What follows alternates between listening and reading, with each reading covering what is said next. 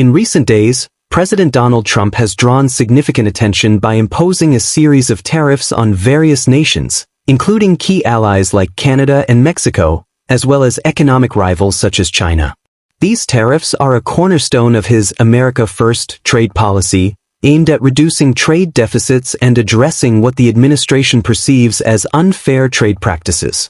Under this policy, the administration has proposed universal tariffs on U.S. imports, with Treasury Secretary Scott Bessent outlining a phased approach starting at 2.5%.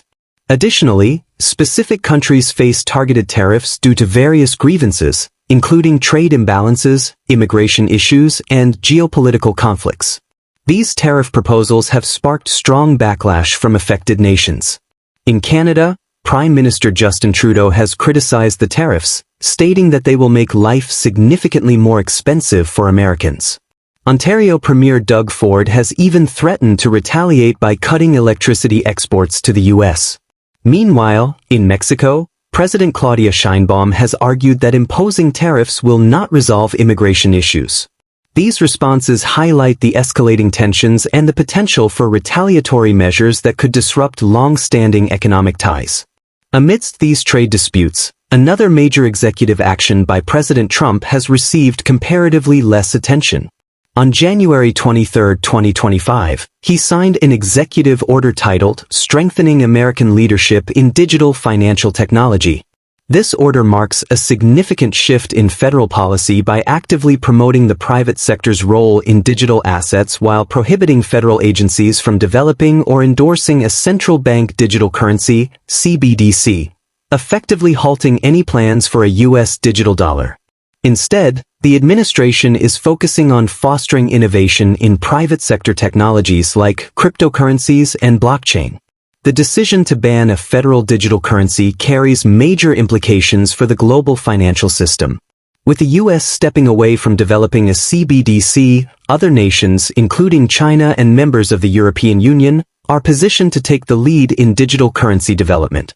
This could potentially weaken the dominance of the U.S. dollar in global trade and finance. Before assuming office, Trump had already issued a stern warning to the BRICS nations, threatening to impose 100% tariffs on their exports to the U.S. if they moved forward with plans to create a new currency aimed at challenging the dollar's dominance. He declared that such an initiative would be met with immediate and severe economic consequences, asserting, "As a BRICS nation, they'll have a 100% tariff if they even think about doing what they thought." Trump framed this stance not as a mere threat but as a firm policy position, arguing that under his leadership, the U.S. would maintain its control over global financial structures. However, the decision to ban a U.S. CBDC may inadvertently benefit America's competitors. Chinese officials and financial analysts have observed Trump's executive order with keen interest, seeing it as an opportunity for China to solidify its position in digital finance. Zhao Guangyao, China's former Vice Minister of Finance, emphasized the importance of digital currencies for the future economy, stating that they are essential for developing the global digital financial system. Similarly, Heng Yiping, a former advisor to the People's Bank of China, PBOC, has warned that a rigid ban on digital currencies may not be sustainable in the long run, urging Chinese authorities to consider the long-term implications of their cryptocurrency policies. International financial analysts have also weighed in on the broader ramifications of Trump's decision. Josh Lipsky, director of the Atlantic Council's global CBDC tracker, described the ban as a strategic opportunity for Europe and China. He noted that by abstaining from digital currency innovation, the U.S. is effectively allowing Europe to set global privacy and cybersecurity standards through the development of the digital euro. At the same time, China could leverage the situation to assert dominance in digital finance, encouraging other nations to align with its financial systems. Some economists and financial experts have criticized the U.S. approach as short-sighted. Vincent Arnold, a researcher at Yale's Program on Financial Stability, has argued that rather than banning CBDCs outright, the U.S. should explore alternatives such as a cross-border wholesale digital dollar or an offshore CBDC. He contends that while stablecoins offer some advantages, they cannot fully replace government-backed digital currencies. Developing a US CBDC would provide a more secure and efficient framework for international transactions while reinforcing the dollar's influence in the global economy. Meanwhile, the European Central Bank, ECB, has interpreted the US ban as a catalyst to accelerate its digital euro project. ECB board member Piero Cipollone highlighted the competitive implications, arguing that if the US continues supporting private sector stablecoins rather than a central bank-backed digital currency, it could ultimately weaken European banks. In response, European officials are advocating for a digital euro to ensure that their financial institutions remain competitive in an increasingly digitalized global economy. Critics of the US ban warn that abstaining from CBDC development could actually accelerate the de-dollarization movement. Without a digital dollar, the US risks losing leadership in setting global financial standards, which could ultimately erode the dollar's dominance in international trade. As the debate over CBDCs intensifies, the conversation turns to understanding how these digital currencies function. A central bank digital currency, CBDC, is a digital version of a nation's sovereign currency, issued and regulated by its central bank. Unlike decentralized cryptocurrencies like Bitcoin and Ethereum, CBDCs are centrally controlled, offering stability and reduced volatility. Their primary goals include enhancing financial inclusion, streamlining payment systems, and providing a secure, efficient medium for digital transactions. CBDCs operate through digital wallets, functioning as legal tender within a country. They are designed to integrate seamlessly with existing financial systems, ensuring broad accessibility and security. To protect against cyber threats, they implement robust security measures while maintaining government oversight to prevent illicit activities. China currently leads the world in CBDC development with the digital yuan (ECNY), launched by the People's Bank of China (PBOC) in April 2021. After years of pilot programs in major cities, the digital yuan became widely adopted by January 2025 and has now become an essential part of China's financial ecosystem. With over 1 billion active users, approximately 70% of China's population regularly uses the digital yuan. Daily transactions have reached 500 million ECNY transfers, with monthly transaction volumes exceeding 50 trillion yuan, $7.2 trillion USD. Merchant adoption has been rapid, with 80% of urban retailers and service providers accepting ECNY payments. Integration with major payment platforms such as Alipay and WeChat Pay has played a crucial role in driving widespread usage. The digital yuan operates on a two-tier system where the PBOC issues ECNY to commercial banks, which then distribute it to consumers via bank accounts and digital wallets. This model ensures central bank control while leveraging existing financial infrastructure for efficient distribution. To enhance efficiency, China's digital currency electronic payment (DCP) system includes key features such as offline transactions via Bluetooth and NFC and programmable money capabilities, enabling the use of smart contracts for automated payments. These innovations have positioned China as a leader in the global digital finance space. Beyond domestic adoption, China is also pushing the internationalization of the yuan by using the digital currency in cross-border transactions. The Chinese government has signed bilateral trade agreements and currency swaps aimed at increasing global reliance on the ECNY, reducing dependency on the US dollar. As digital finance continues to evolve, Trump's executive order to ban a US CBDC raises critical questions about the future of the US dollar's global influence. While the administration believes this policy supports American economic interests, critics argue that it could accelerate the shift toward alternative currencies, potentially weakening U.S. financial dominance in the long run. China has established currency swap agreements with 15 countries, including Argentina, Brazil, Canada, and the United Kingdom. These agreements allow direct currency exchanges between local currencies and the digital yuan, ECNY, bypassing the US dollar. By reducing reliance on the dollar, these agreements reshape international trade dynamics. Additionally, China has developed offshore yuan centers in key financial hubs such as Hong Kong, Singapore, and London to support ECNY transactions. Hong Kong, in particular, plays a dominant role, holding nearly 50% of all offshore renminbi deposits, making it the world's largest offshore yuan deposit hub. The growing adoption of the digital yuan is steadily eroding the US dollar's dominance as the world's primary reserve currency. By mid-2024, over 53% of Russia's international transactions were conducted using the yuan, signaling a shift away from dollar-based trade. As more countries incorporate the yuan into their financial systems, the role of the US dollar in global reserves is expected to decline, subsequently diminishing its influence over global monetary policies. Central banks worldwide are diversifying their foreign exchange reserves by including the yuan. Through China's currency swap agreements, participating nations can hold the yuan as part of their reserves, facilitating trade and decreasing dependency on the US dollar. This diversification enhances financial stability and mitigates exposure to economic fluctuations tied to the dollar-centric global system. The decline in the dollar's dominance also affects US geopolitical influence. The US dollar's status as the world's primary reserve currency has long provided the US with significant economic and political leverage. However, with the rise of the digital yuan, nations can conduct financial transactions outside the US-led financial system, making it easier to bypass US-imposed sanctions.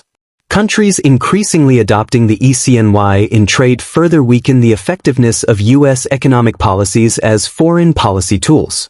In other developments, former President Donald Trump has announced a 25% tariff on all imports from Mexico and Canada, set to take effect on February 1, 2025.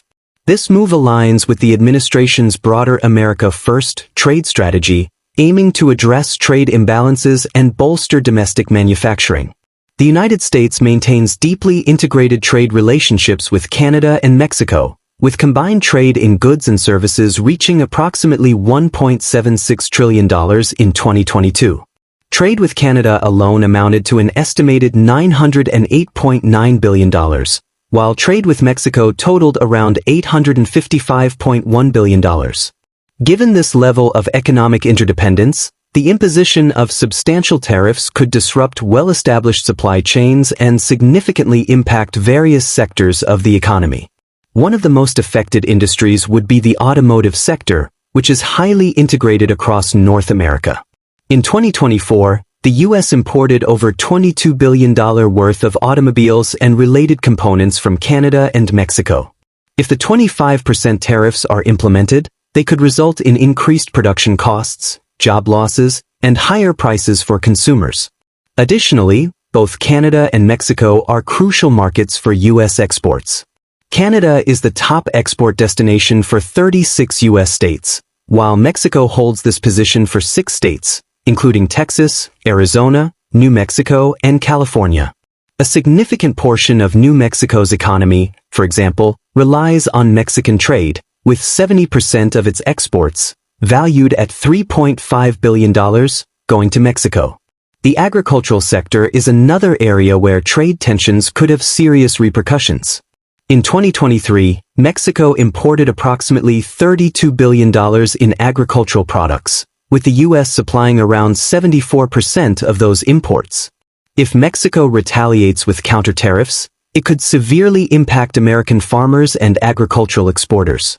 Energy trade between the U.S., Canada, and Mexico is also at risk. In 2022, Canada accounted for 60% of U.S. crude oil imports, while Mexico supplied 10%, meaning that together they provided 70% of the U.S.'s imported crude oil.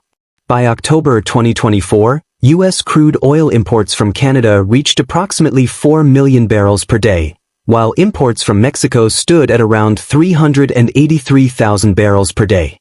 Imposing tariffs on these imports could disrupt existing energy supply chains, increase costs for American refineries, and drive up gasoline prices for consumers.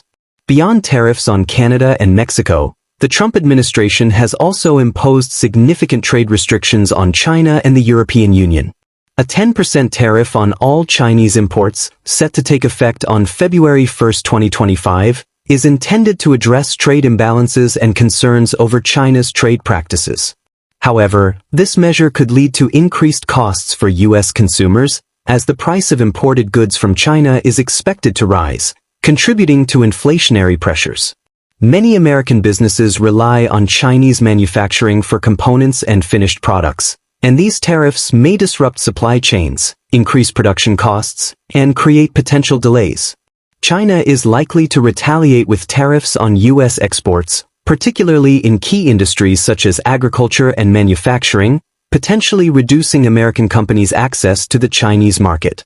Similarly, the administration has threatened to impose tariffs on the European Union if it does not increase its purchases of American oil and gas. President Trump has warned that failure to comply would result in additional tariffs. Such measures could significantly impact the European automotive sector, as the EU is a major exporter of automobiles to the US. Higher tariffs on European cars would likely result in increased prices for American consumers, while retaliatory tariffs from the EU could harm key US export industries. The imposition of tariffs on China and the EU could also strain diplomatic relations, increasing the risk of a trade war that might further destabilize global markets. Given that many American businesses rely on trade with these regions, these tariffs could have long-term economic consequences, potentially undermining U.S. economic growth and employment. Meanwhile, the absence of a U.S. central bank digital currency, CBDC, poses a growing threat to the dollar's global dominance. As other major economies, particularly China and the European Union, advance their own digital currencies, the U.S. dollar risks losing its central role in global trade and finance. The digital yuan and the digital euro are designed to facilitate faster and more efficient cross-border transactions, providing businesses and financial institutions with viable alternatives to the traditional dollar-based system. One major factor contributing to this shift is the evolving landscape of global trade invoicing. The US dollar has historically been the primary currency for pricing and settling international transactions. However, as CBDCs gain traction, countries may increasingly use digital currencies to conduct trade, reducing reliance on the dollar. The development of alternative payment systems also allows for direct currency exchanges between nations, bypassing the dollar as an intermediary. If more countries adopt these systems, the demand for the US dollar in global trade will naturally decline. The widespread adoption of CBDCs could also impact global reserve holdings. Currently, central banks worldwide hold substantial reserves in US dollars, reinforcing its position as the world's dominant reserve currency. However, as digital currencies issued by other nations become more widely used, central banks may diversify their reserves, shifting away from the dollar in favor of emerging digital assets. This shift would further erode the dollar's influence over the global financial system. Ultimately, the US's failure to develop a digital currency accelerates dollarization without any direct intervention from geopolitical rivals. While the dollar's dominance has long been a pillar of American economic strength, reluctance to innovate in digital finance could allow other nations to dictate the future of global transactions. If the US does not act swiftly, it risks losing its financial leadership to competitors, potentially weakening its global economic influence in ways that may be difficult to recover from. If you found this information insightful, please consider supporting our channel by liking the video and subscribing for more updates. Thanks for watching, and see you in the next one.